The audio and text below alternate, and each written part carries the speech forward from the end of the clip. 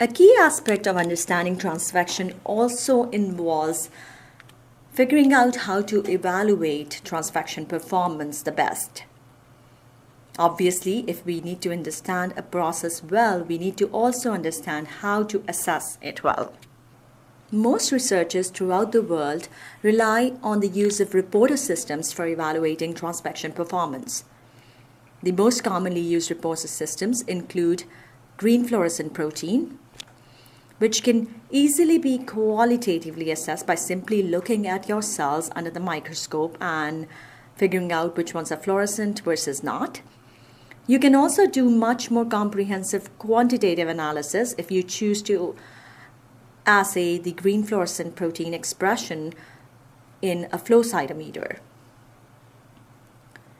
Another very popularly used reporter system is the luciferase reporter system.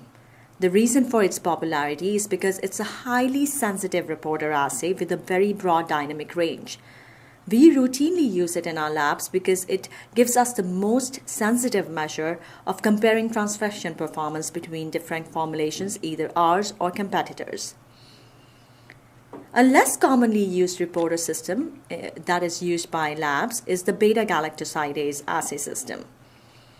Again, it can be qualitatively assessed by simply staining your cells blue using a colorimetric substrate called XGAL, or you can also do quantitative measurements using a variety of chemiluminescent and colorimetric substrates that are available for beta-galactosidase enzyme. A unique reporter system that lends itself very useful in cases where you have to look for a secreted reporter molecule is the secreted alkaline phosphatase or SEEP. This method is especially useful in cases where you have to do large batch cultures where secreted proteins can be assayed, for example, antibodies, growth factors, etc. Another advantage with this method is because the protein is secreted, you really don't need to harvest the cells in order to assay the transfection output. So far, we have talked about indirectly assessing transfection output because we are mostly employing reporter systems that assay the indirect expression of the transfected nucleic acid. But how about visualizing nucleic acid delivery directly? This can be done easily by using technologies such as our label-it reagents that are covalent linkers that attach to the DNA molecule with either fluorescent moieties such as sidase, fluorescein, rhodamine, etc., or non-fluorescent tags such as biotin and DNP.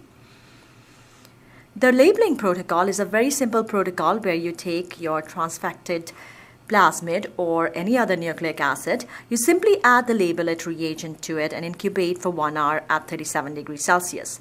During this reaction, the label-it linkers attach covalently to the backbone of the nucleic acid that is incubated with the reagent. There are also methods available to purify this labeled nucleic acid from the unreactive components of the labeling reaction, following which we are left with labeled plasmids or any other nucleic acid such as siRNA or mRNA that can be used for your transfection experiments. An important aspect of labeling nucleic acid for tracking purposes is to make sure that they retain their functionality after labeling. It is a generally known problem with labeling techniques that very high labeling efficiencies can either cause the quenching in case of fluorescently labeled nucleic acids because the fluorophores are too close together. And it can also affect functionality. For example, a case with plasmid DNA is that gene expression from very, very highly labeled plasmid DNA templates could be hampered. This could either affect transcription or translation of the mRNA. Also, in case of siRNA, a concern is that knockdown could be affected because of the labeling of the siRNA. This is because hybridization of the siRNA might be affected. To alleviate this concern, we have done a lot of optimization with our label-it technology, where we have optimized the number of labels that can be on a plasmid or an siRNA molecule and yet retain functionality. Here is a chart illustrating just this point. As you can see here towards the left, the fewer the number of labels per plasmid, in the range of 5 to 10, the higher the luciferase expression with a wide variety of labeled plasmids, either with rhodamine, Cy3, biotin, etc. Using our Label It technology, we have optimized labeling densities very, very finely to make sure that labeled nucleic acid maintains or retains function for a variety of applications. The first example here is with Cas7 cells that have been transfected using a rhodamine labeled DNA expressing nuclear YFP.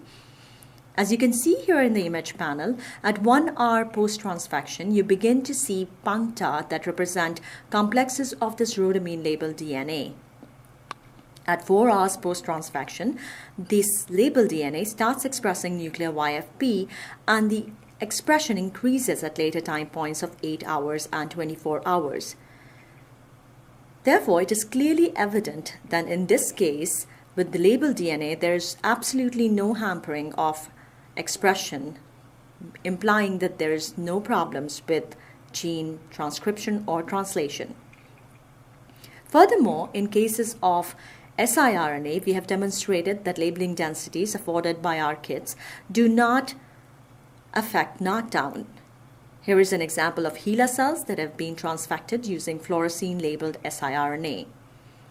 And as you can see here, you can visualize the fluorescein-labeled siRNA, the green dots over here, and also see that compared to an unlabeled control in the chart below, neither of the labeled siRNAs are significantly different in terms of knockdown. They actually retain the same level of knockdown as the unlabeled siRNA. So this tool really provides us with a very carefully optimized system for nucleic acid tracking. You can also learn more on our website, www.thetransfectionexperts.com. We have a technical resources section that you can find useful for gaining more information about transfection. We have tips from the bench there to help with particular experiment types such as DNA transfection or siRNA transfection. We also have a comprehensive transfection database called the Reagent Agent, which gives you recommendations for your particular cell type and nucleic acid combinations. You can also speak with the transfection experts directly by either calling us or emailing us at our tech support address. Thank you so much for watching and listening to this tutorial. If you have any feedback to give to us or any questions, please do contact us.